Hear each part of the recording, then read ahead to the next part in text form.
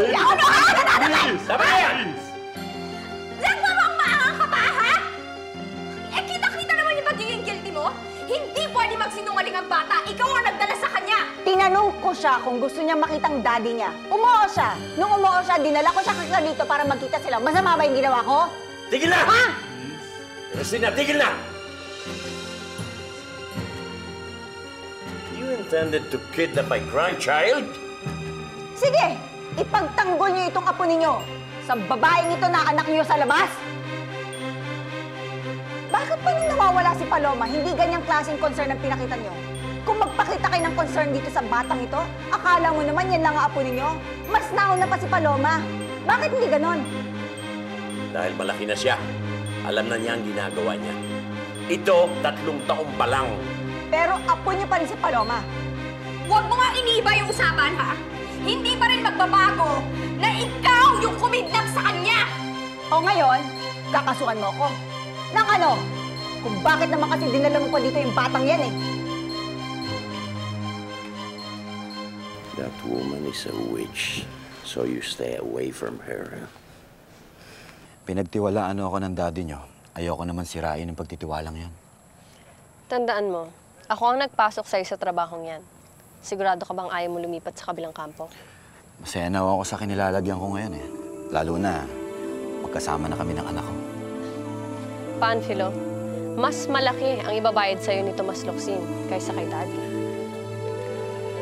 Attorney, hindi naman sa pera lang yan. No, please, Panfilo. Pera lang lahat yan. Kaya nga kita nakilala eh. Bayaran ka. Attorney, hanggang ngayon pala eh. Yan pa rin ang tingin niyo sa akin. Senator, hinihintay na ho ni Eliminada ang first installment of 100 million.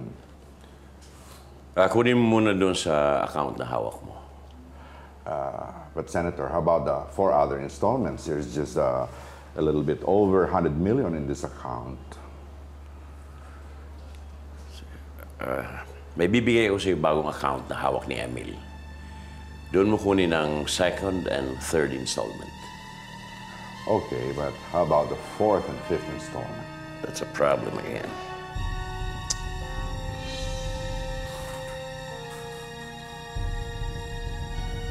Doon muna natin kunin sa campaign funds na hawak ko. Sa akong nila ibabalik. But Senator, paano ho kung malaman ng mga kapartido nyo? Asturias, they won't know if you don't sing like a canary. Well, very well, Senator. You have my trust. Sumasakit na ang ulo ko sa inyong dalawa ni Amanda. Please lang, huwag niyo na akong isali sa gulo niyo. Lucinda, pero sinabi ni Amanda, pag nagkagipitan, sasama ka pa rin daw kay Leandro. Eh, paano na ako? Nasa sayo na si Amanda. Nagkahati-hati na nga ang ating pamilya eh. Yung una at ikatlong pamilya, nasa likod ni Leandro. Tayong 3, dapat magkasama-sama tayo sa likod naman ni Tomas. At bakit? Hindi ko naman siya ama. Lucinda, nung nagwawala ka noon, ako lang ang nasa tabi mo. Pati si Leandro, tinakwil ka nga eh. Ngayon, iiwan mo ako?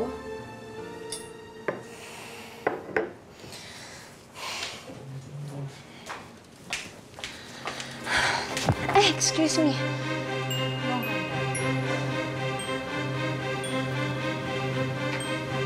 Ikaw si Lucinda, mag-asawa ni Nestor. Kailan mo asawa ko? Nagpupunta siya sa amin eh. Nag-inis eh.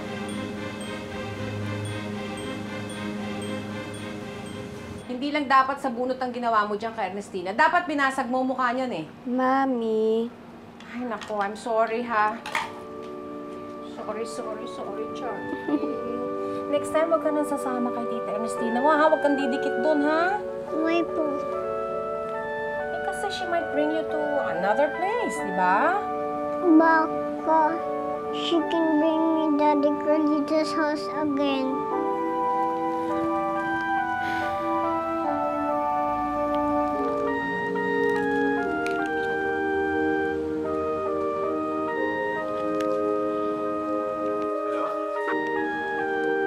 Hello, Carlito. Kung wala kang gagawin bukas, iiwan ko dito si Charlie sa bahay. Pwede mong dalawin. Ha? Talaga?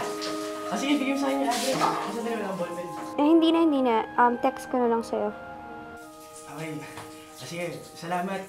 Mawawala ka, di na iibig pa. Kung mawawala ka, di na iibig pa. My point is there. Sige, dali. Gusto mo isakay ko dyan? Hindi ka. Taran! Charlie! May bisita ka! Si Daddy tsaka si Lester! Daddy! Uy, ano yan? Ano yan? My toy? Ay, naku, Charlie. Thank you. Sa'yo yan? Muna, kiss mo. Thank you. Dali, mamaya na laruan ka agad. Kiss mo muna. Kiss mo na siya. Magandang umaga po, Tita Alicia. Nandiyan po si Rosa Camila. Papasalamat lang ako dahil sa binalik niya yung vacation rights ko kay Charlie. Wala, nasa bahay na ni Daddy niya. Eh, siguro tawagan mo na lang mamaya. Ano, iwanan ko dito sa'yo, ha? Halika. Sige. Kayo maglaro. Halika tayong dalawa. Ay, Emil. Pinapunta ko rito si Pampilo at ang anak niya. Balita ko, tauhan mo na raw ito si Dindo. Dindo, sinabi sa akin ng tatay mo na kinausap siya ni Amanda na tumuwalag sa akin. Pero tumanggi siya. Kaya nagpapasalamat ako sa kanya. Ngayon naman, bilang gantimpala, papipiliin kita, Dindo, sa pagtrabaho sa pamilya ko. Maging assistant ni Emil o maging miyembro ng security force ko. Kung pwede po sana, Senator, isasama ko na lang po siya sa security staff niyo. Pero, Daddy, kung ako sana ang papipiliin, mas gugustuhin ko sanang maging assistant na lang ni Tito Emil. Dindo? Tay, ito talaga ang gusto ko eh.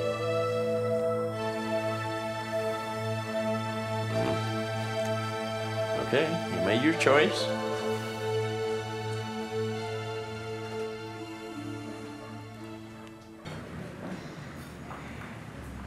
Ikaw na lang yatang gusto makinig sa mga problema ko, Rosa Camila. Sabi kay Daddy, kahit anong nangyari sa kanya pa rin ako. Huwag ka mag-alala. Alam naman ng Daddy yun. Hi. Uy! Bakit bigla pagdating mo, hindi ka man lang nagsabi? Di sana sinundo na kita. Tsaka akala ko ba isang buwan ka dun? Nagkasalisi kami ng mami. Sila pala yung babalik ng Pilipinas. So, hindi na ako tumuloy ng Amerika. Tsaka, namiss ko si Charlie. Ay, oo nga pala si Ate Lucinda. Ate, ito si Rafael. Alam mo, parati kitang nakakwento sa kanya, pero ngayon na ata kayo mag-meet, no?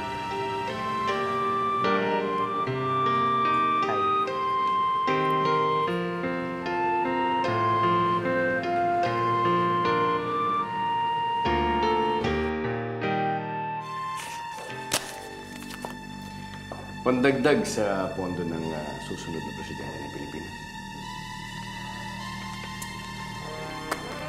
Maraming salamat, Alberto. Lalo sana ako masisiyahan kung may bibigay mo sa akin ang mami mo at ang kapatid mo. Ang balita ko tumalo na sila sa kabilang bakod. Huwag mo na silang intindihin, Mr. Locsin. Ang importante narito ng pinaka-importanteng parte ng pamilya Montemayor. Sayang, Alberto, at hindi ako nagkaroon ng isang anak na lalaki. Wala na rin naman si Daddy.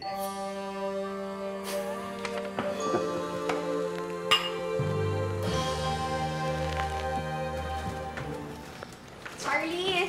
Tatay Rafael is here, Charlie! Charlie!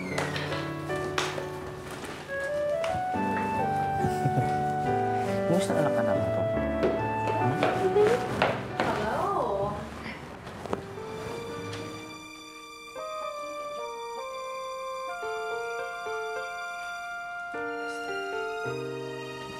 pasalubong ko sa'yo.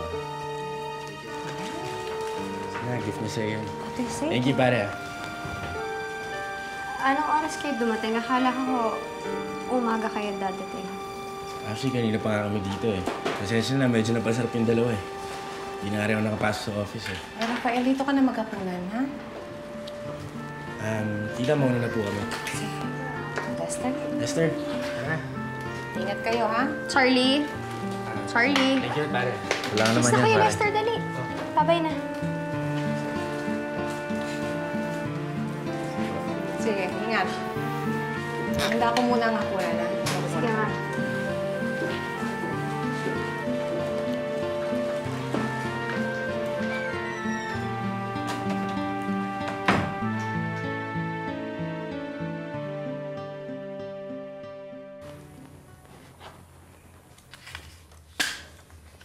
Ayan.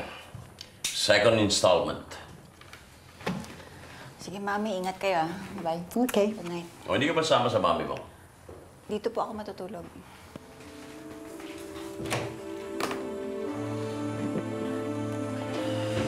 Leandro, wala pa yata tayong lakad sa campaign.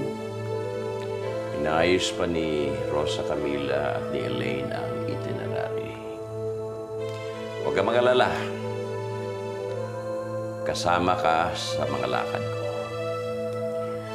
What about pictures? Kailan tayo magpapakuha ng magkasama? Gamitin na lang natin yung dati natin retrato. Mas payat ka noon. Ngayon, at saka, ako lang naman ang tumatakbo ah. Ay, gusto ko magpakuha ng bago. Baka sabihin ng mga tao, niloloko natin sila dahil hindi tayo tumatanda sa mga pictures natin. Suit yourself. Well, aren't you going to kiss me goodnight? Wala sa kasunduan natin yan.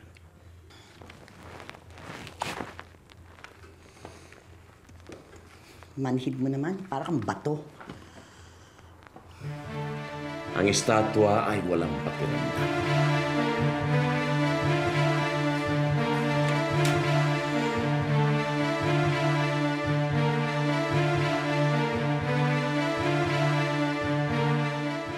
Kung mawawala ka, di na iibig pa. Siguro dagdagan nyo na yung seafoods natin. Mukhang mauubusan tayo. Tsaka yung spices, ha? Double check mo, ha?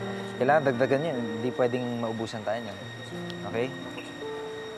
O, ikaw nang bahala dito, ha? Hi.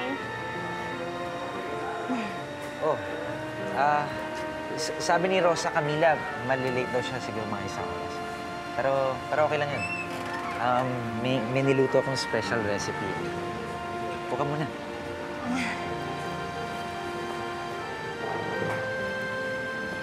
May ginawa akong crispy crab legs.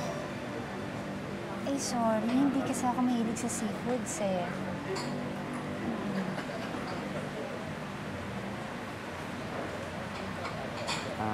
Bakit? Pwede kang tumingin doon. Ha? Ako titingin? Oh. Kabila. Nananako mo ba ako? Hindi. Sorry, ah. Kasi... Parang may kamukha ka eh. Sino? Parang kamukha mo yung... Sorry, ah. Sandali lang, ah. I'll fix you something. Hanap ako ng iba. Okay.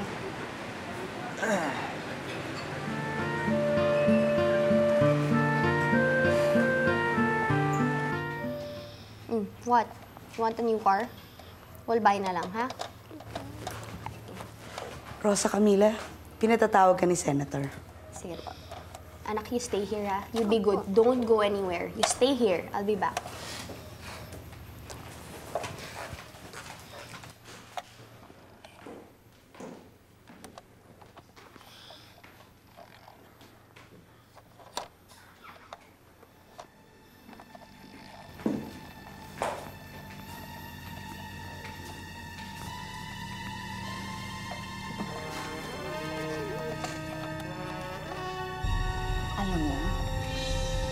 Bad yung nagsusumbong.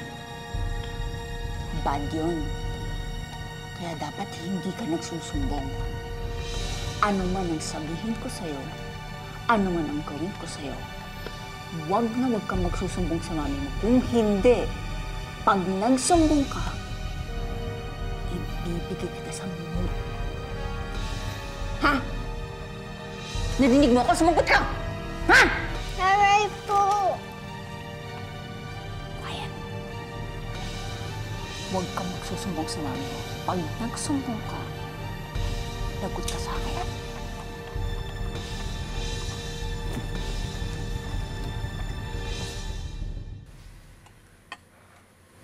Paano pag nalaman ito ng ama mo? Matutuwa pa. Kapag ito nalaman ng asawa mo, matutuwa rin ba siya? Nawala ako ng ilang buwan. Karoon siya ng nobyo. So, sa tingin ko, batas na kami. Eh wala rin palang kwenta kung magsusumbong tayo eh.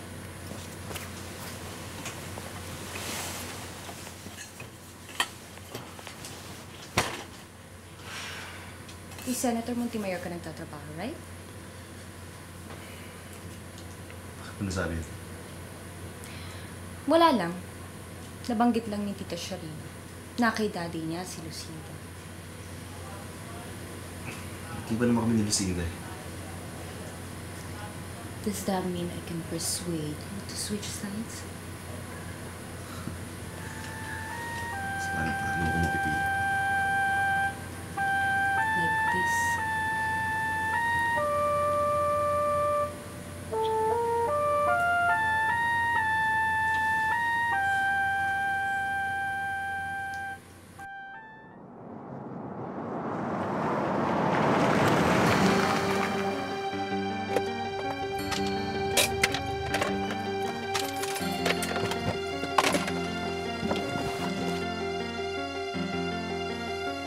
Kapatid na Amanda, Alberto, kapatid. ano na namang gimmick to? Ha? Bakit ba nakasuot pang babae ka na naman? Mukhang nakakalimutan mo yata yung balik mo.